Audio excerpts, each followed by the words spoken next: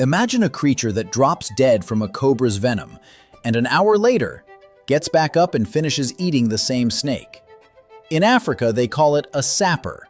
Leopards often give up their kills without a fight, and lions tend to avoid even making eye contact with it. How did a 10-kilogram honey badger hack the system of evolution? And why is it considered one of the most inconvenient opponents in the world? Let's find out.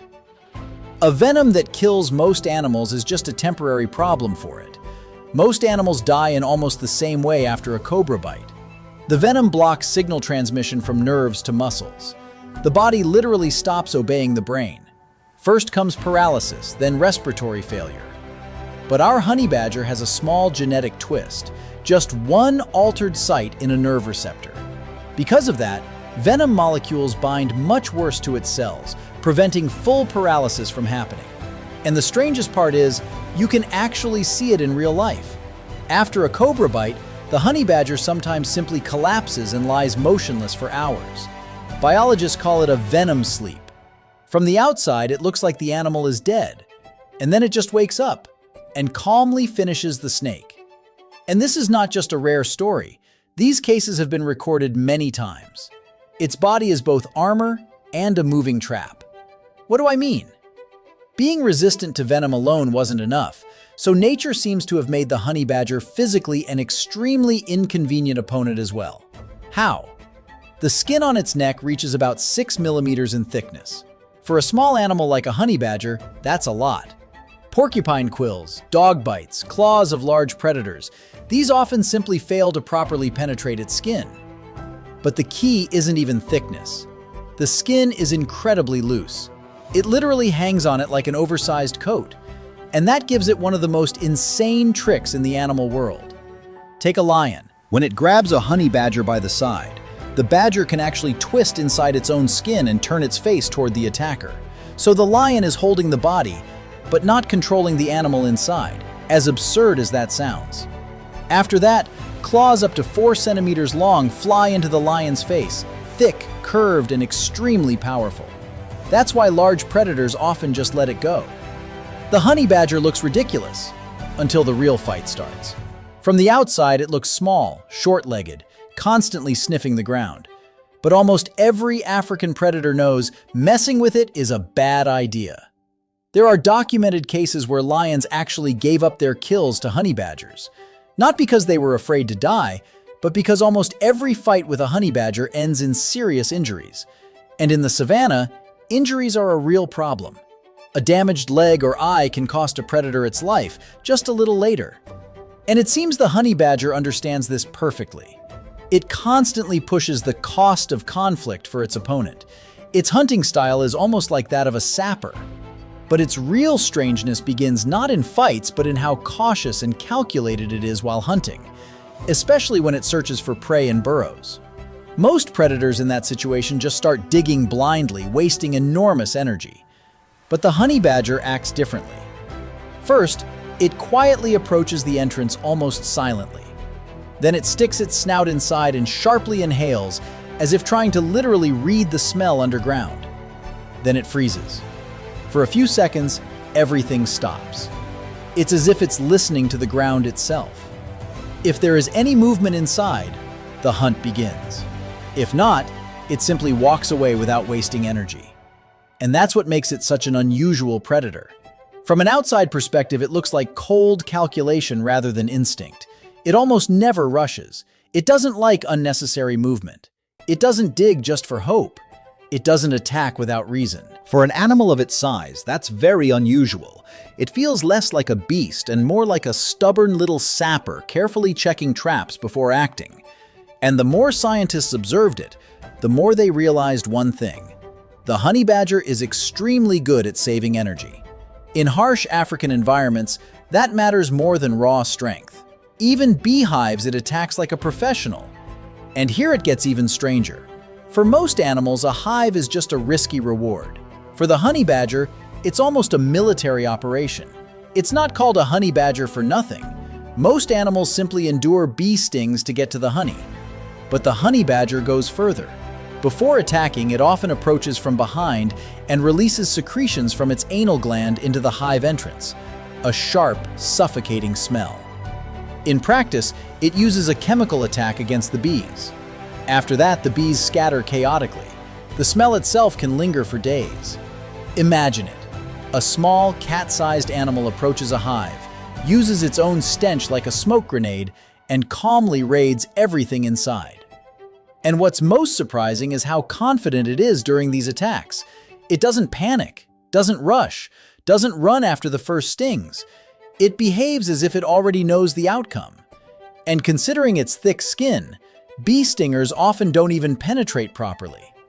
The honey badger is extremely voracious. It eats as if there will be no food tomorrow.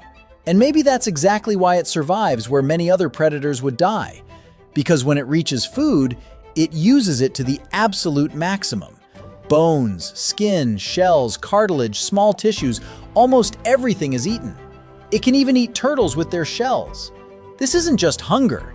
It's a perfect adaptation to environments where food is rare and unpredictable. In the arid regions of Africa, you cannot afford to be picky. Survival belongs not to the elegant eater, but to the one who uses everything completely. And the honey badger seems to have pushed that idea to the extreme.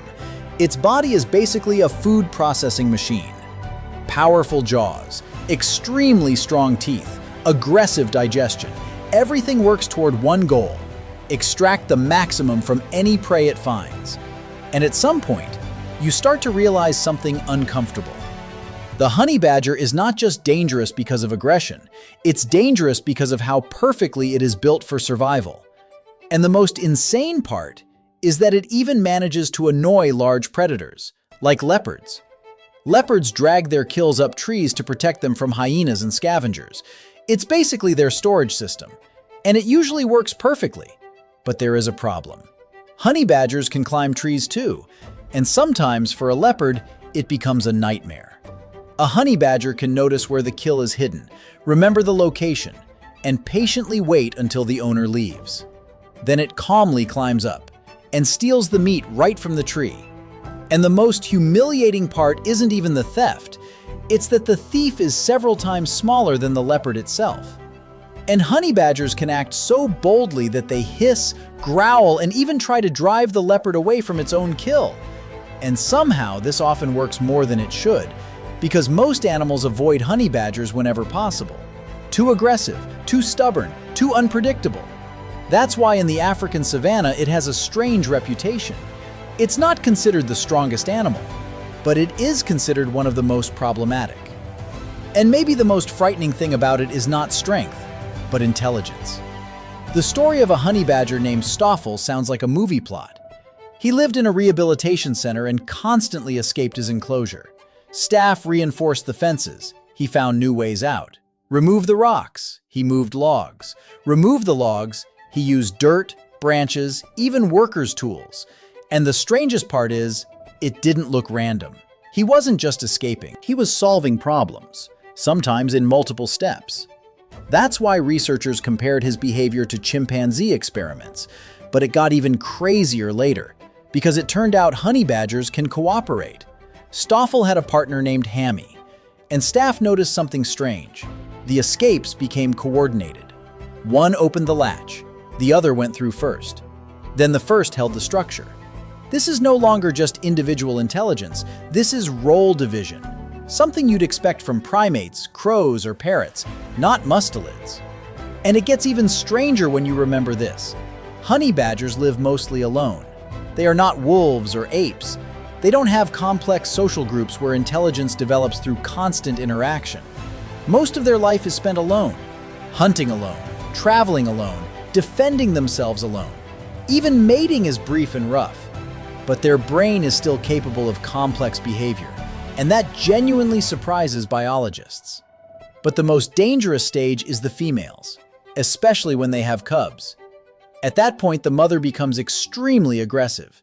She constantly moves the cub between burrows, sometimes every few days, to prevent predators from tracking it. And training lasts more than a year, extremely long for such a small animal. They are taught step by step, scorpions first, then less dangerous snakes, then cobras. This is not pure instinct, it's a learned skill. And perhaps the strangest thing of all is that the honey badger barely changes over millions of years. Its ancestors existed long ago, and the modern honey badger looks almost the same. For biologists, this is unusual. Species usually evolve constantly under environmental pressure. But the honey badger seems to have already found its perfect formula. Venom resistance, thick skin, high intelligence, omnivory, aggression, endurance. A combination so efficient that evolution had almost nothing left to improve. And that's why it feels so strange. It's not the fastest, not the biggest, not even the strongest. But it feels like nature accidentally packed a creature with a set of cheat codes. Venom immunity, armor, intelligence, fearlessness, endurance, and the ability to fight almost anything. That's why the honey badger doesn't feel like a normal animal. It feels wrong. As if evolution accidentally created something that shouldn't work this well. And that's where this video ends. See you next time!